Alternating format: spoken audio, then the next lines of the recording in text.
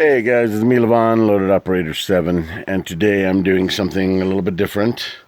I'm sitting here, relaxing, enjoying the wonderful sounds that I'm getting from my beautiful garden here. But I gotta get this done, and this is what I do to sharpen my chainsaw. And I have I have a video that I made a long time ago, and it was with this electric chainsaw sharpener, which you basically hook up to your car battery. It's made by a good company, but all the good companies have them, but they're garbage. And I say that because you don't really feel what you're doing when you're sharpening the blade of your chainsaw. So watch a couple of good videos, and this guy right here is going to be your best friend.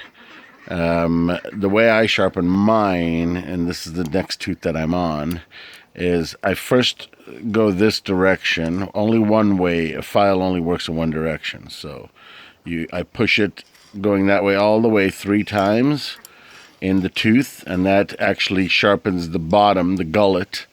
And then I do that again 3 times, but I'm actually pulling up toward the camera so that I can get underneath that tooth, and it also sharpens that very edge of the tooth.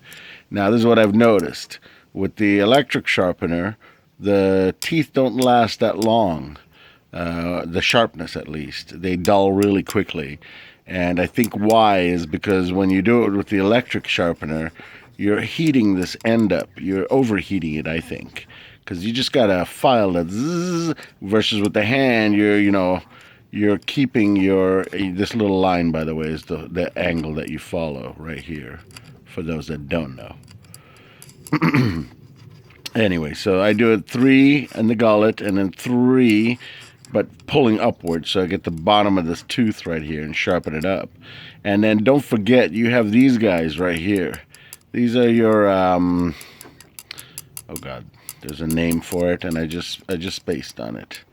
But these are basically, what they do is they regulate how much wood you're going to take out, because these are a little bit shorter than the top of this tooth.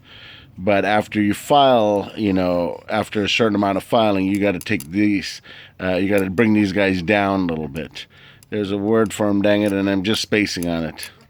If somebody knows what it is, put it in the comments. Dang it, I can't believe I just forgot. Not the dogs. Anyways, so they're the runners. I forgot what the name.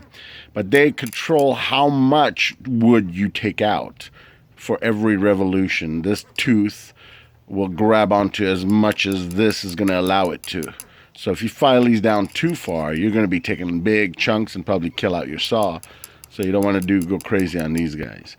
Normally, I think it's a 3rd or 4th filing. You take a flat file and you just go 2 or 3 swipes over each one of them.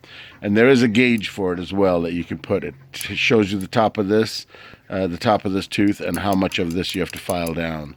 So you can do that, and that's actually the best approach. But for right now, this is a fairly new chain. As you can see, there's a lot of meat left on them. So I don't have to file it down just yet. But that is something you also need to do.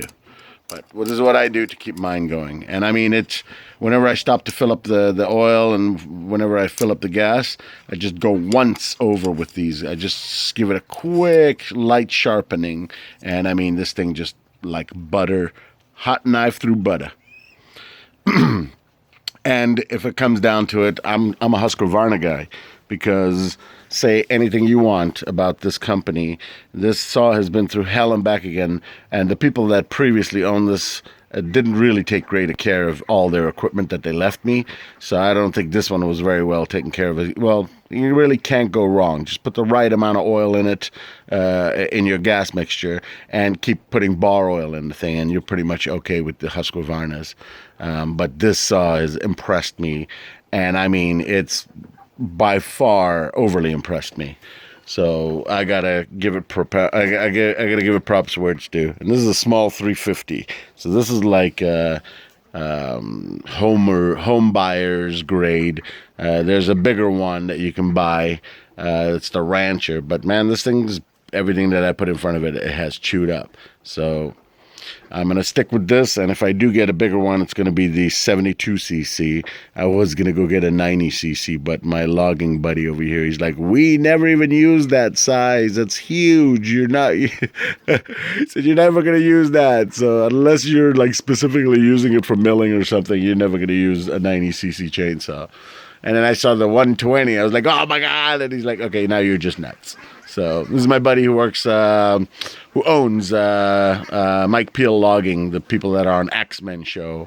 So anyways, I like that guy. He's good people. He's been really good to me and my family since I moved up here. One of my kind friends.